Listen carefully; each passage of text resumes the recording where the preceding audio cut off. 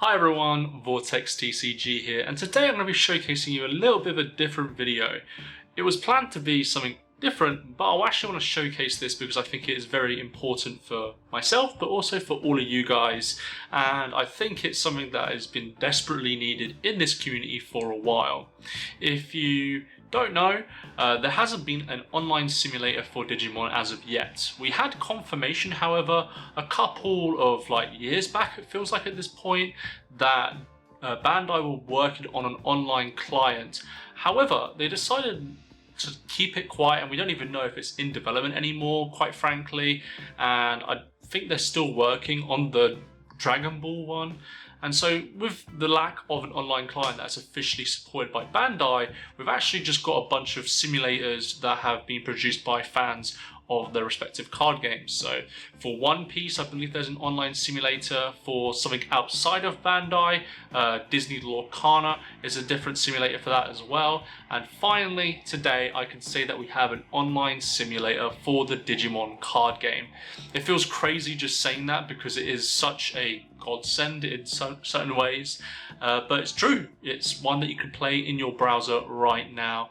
And today I'm going to be showcasing you this Digimon TCG simulator, showing you what I feel about it, pros and cons, and just overall the product itself. And if you're looking forward to this video, please do like and subscribe to the channel. I actually just can't wait to showcase you guys this simulator, so let's get straight into it. Okay, so here is the website. I'm going to be leaving a link in the description down below, but essentially this is the first Digimon TCG simulator that we've had access to. Obviously we have stuff like Tabletop Simulator, Untap and all that kind of stuff, but this is the one that is solely focused on Digimon. So first thing you're going to see is a login screen. You don't need to put an email in or anything at the moment. I'm sure that's going to change at some point, but yeah, so here's the main screen. So we've got 3 different modes here.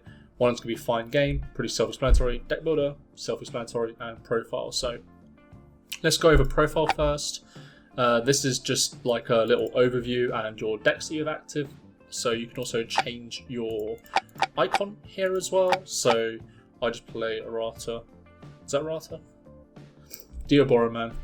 Because it's probably the best looking one here, if I'm being probably honest. So shout out to him. And you can change your active decks here just by clicking active and active. So you can also check out the decks that you've got built here. So click on it, brings up the deck building screen. But just to showcase that it's not different, here's what the normal deck builder looks like. So it has all of the cards that are relevant at the moment. I think it's up to Limited Pack and 1 Angoramon. Yeah, so I think it's currently limited to Limited Pack 1. So just as a heads up, but it's still good because you have access to BT14 and EX05 that you can test. I think BT15 is going to be coming out soon. I assume it goes the stuff that is from BT15 goes live when the set is legal in Japan. So you have all access to the cards. All the cards are here. There are no alt art variants. It's all just the base card as a heads up. And the most important thing that's probably important for you guys is that it uses the Digimon Dev, Digimon Card.dev API essentially. So all of these cards are from that website. So yeah, just as a heads up. And here you have you can build your deck. So if you want to make like an Angora deck, you just drag cards in. Well, that's not a good start, is it? Let me just refresh the page real quick. But you just drag and drop cards in. And then once you're done, you can put it as a different name. And then save the deck as a whole. So I've got 2 decks that have been built. Wrong one.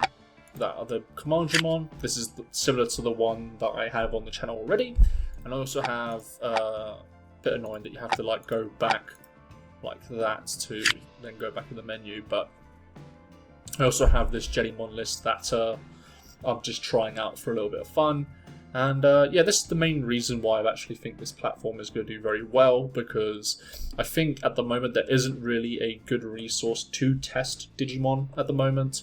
You could obviously use proxies, and just like, you know, use back of Digimon cards to pretend that they're different cards, but in reality, it's a bit of a hassle, and not everyone has access to do that. So I think in this situation, this is going to be probably the mainstay.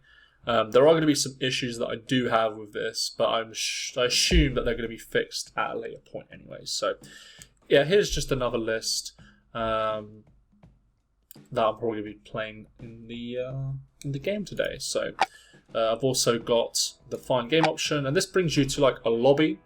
So here you can invite people to play the game with you essentially. So if you want to play with little booths, you can invite, and then you'll be into the game. So what I'm going to do now is that I'm actually going to get into a game with a friend of mine to show you what the game looks like when you're in a game. Alright, so now we are in the gameplay portion of the gameplay simulator. I've got my friend Adam with me to showcase a normal game of the simulator. I'm going to be playing Jellymon. Adam, what are you going to be playing? Well, I'm playing Alpha, as obviously we saw earlier that there are some problems, which is for sure. Yeah, so there are going to be some issues that we'll be talking about in this gameplay, but for the most part I just want to kind of show you guys the flow of gameplay on the simulator. And I think overall, for something that's just gone live about not even a week ago at this point, I think it's very solid. So you're going to notice straight away that you have your opening hand straight away, and then you also have a mulligan button. I think I am going to mulligan, so press the button and it automatically gets you a new hand. One of the issues at the moment is that you don't know when to start. Essentially, it's kind of just like a, "Hey, are you ready?" So I don't even know who's going first. I'm going first. Wait, no, it says you're going first. Yeah, no, I'm first here. All right, so yeah, I think it'd be nice if it had like a ready button to say like, yeah, we're ready to start. Yeah, but you didn't see this on the video, but essentially when you start a new game, in fact, I can probably just do this right now, just do the request. It comes up with the first player here, but it goes away so quickly you forget about it. Anyways, we're going to let you go first, Adam, so I'm just gonna mulligan and we'll go from there. Alright, well, obviously good luck. Yeah, good luck. So,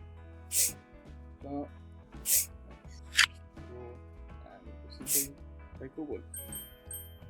And yeah, I think I'm gonna grab the limited card back. Okay.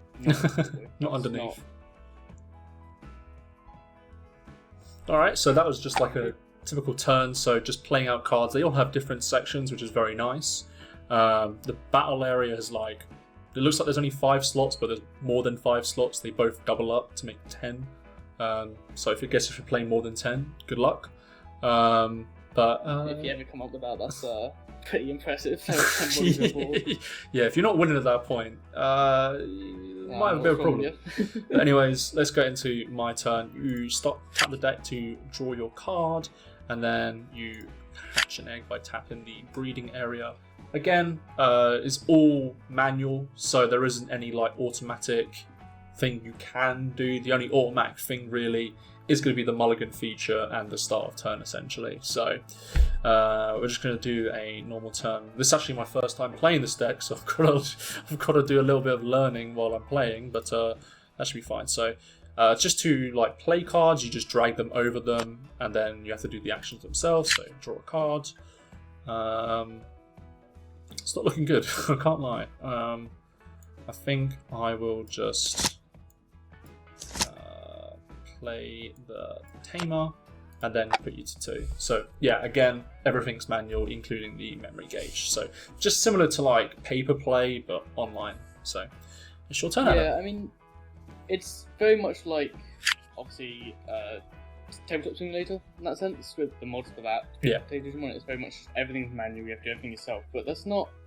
It's not inherently a bad thing, but I'd argue that having some basic rulings in place would have been nice, where it just does it for you, like the memory. That'd be nice, but it's not awful.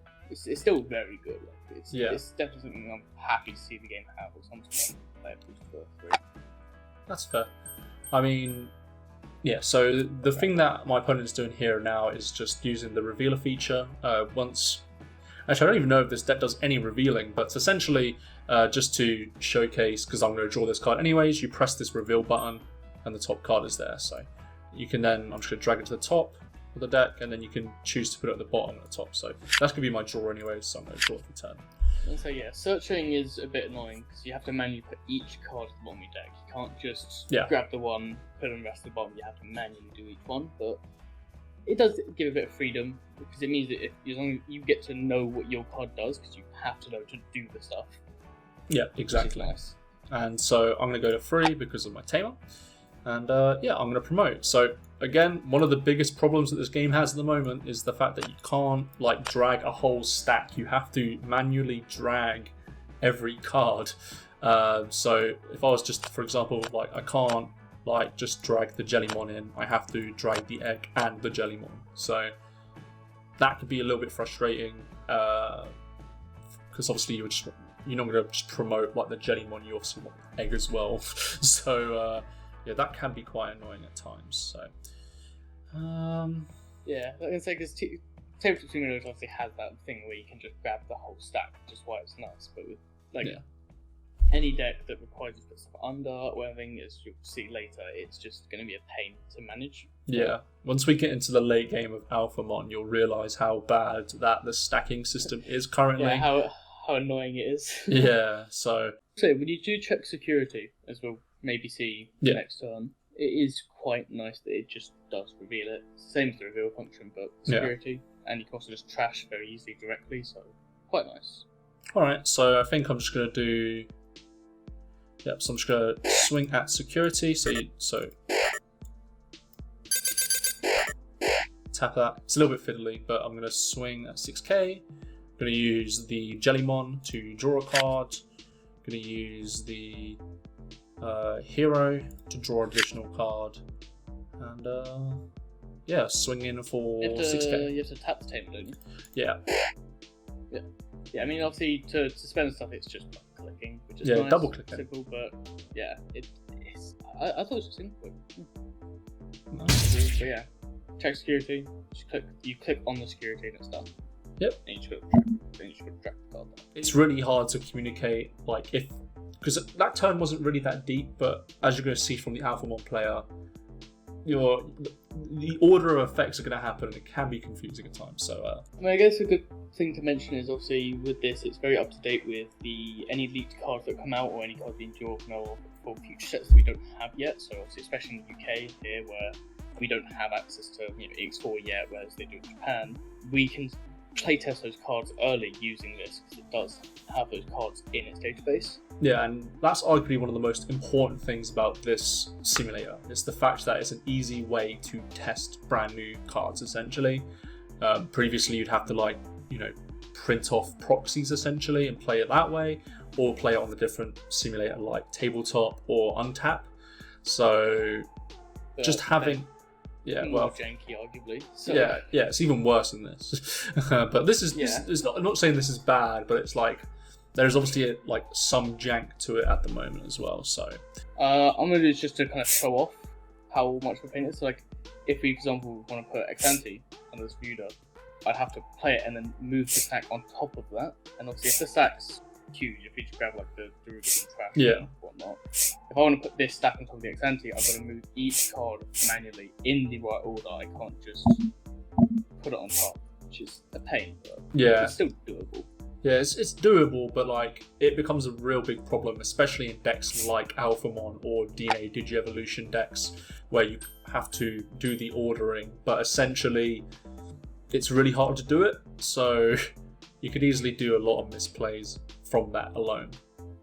I think the inherent problem that comes with that is the fact that obviously this isn't made for new players, this is made for people who already know the rules of the game and already play it themselves. But if you're a new player trying to get into the game and let's say you don't want to commit to buying a deck early because the deck could be 60 quid or depending on what you have. You don't want to spend that much money, but you just want to try out the game. It's not a great entry point to the game, but if you do know the rules, it's a great place to play the game. It's just not a great place to learn the game. Yeah, I think the best way to summarize it is the fact that this client is a really good gateway into Digimon TCG if you've been watching from the sidelines, getting an idea of the game, but maybe you haven't had the chance to actually try it. I think we're actually in the Discord alone. I'll leave a link in the description down below for the Discord, but we're actually seeing a bunch of new people just being like, hey, I haven't played this game before, but I'm really enjoying the client. And I think that's really important for not only the client, but also the growth of the game as well. So, very important. Yeah, I think it's another thing is that, very small thing, but being able to see the amount of cards turn, by the way? No, it's still mine. Okay. Another problem, but yeah, I'll explain this. I'd say another problem I think is that, another good thing is that you can actually see the amount of cards in your opponent's deck, trash and everything, just with a number. You don't have to try off and count. It's a nice thing because, if you're against like bills them all or whatever, it's just nice, saves a bit of time having to just ask your opponent to check. And also you can just look at your opponent's trash any time. It's just public knowledge, obviously. Yeah, if your opponent's playing security control, you can shame him, see how many cards he has left, and then deck him out. It's perfectly fine. Yeah. It's amazing. Yeah. Other stuff, like obviously if you're playing, like a deck like Mirage that cares about your opponent's hand size, another thing you can just see very clearly. It's nice. Yeah. I mean, just having just even the numbers next to your hand and stuff like that is very nice. It just saves a bit of time. You don't have to worry about anything. Just look. Yeah, you just look. I guess that's the other problem is there's not like a button to say like you win, or it doesn't have the ruling of you swing and they have no security or any blockers. Because game it, you have to still do it manually. Yeah, because like the idea it's like indicate if you're attacking a Digimon or your opponent's security is that you drag the card onto the security or the Digimon, but like if there is 0 and there is no other way to stop the attack, it should say you win or something like that. But you're kind of just like, after you win the game, we're just like in this lull state of like, yeah, you won. GG's. That's kind of it. Yeah. Yeah. So that's pretty much the gameplay portion of the Digimon TCG Simulator. I'm going to now go over some of my thoughts on the simulator, some things that are positive and some things that are negative. Adam, thank you very much for helping me with this demonstration. It's all good, man. Anyways, that's how the simulator works and my thoughts on it currently so far. Overall, I still do think this is a huge step for the Digimon community and just bringing new people in. With this client existing and it being so easily accessible to a lot of people, there's going to be a brand new influx of players, I feel, that are going to start playing Digimon card game over other card games as well. So I think, again, huge step for the community, a huge win for us all, and hopefully this is the big if, really. Bandai won't strike down this website or anything like that. It is currently using the Digimon Dev API, which is like all the images for the cards and stuff like that. So I guess technically this website can't go down, but DigiDev can. But Digimon Dev's been perfectly fine for the past 3 years of this game, so I assume Bandai are okay with it, and so I'm hoping that this will be fine as well. So let me know what you guys think about this online simulator. Is this something that you're going to be going into a lot? Personally, I'm going to be using it for a lot of testing for the deck profiles and the gameplay videos that I produce. And yeah, if you're looking forward to maybe seeing more of this Digimon simulator or TCG simulator in the future on this channel, please do like and subscribe, and thank you for watching, and I'll see you in the next video.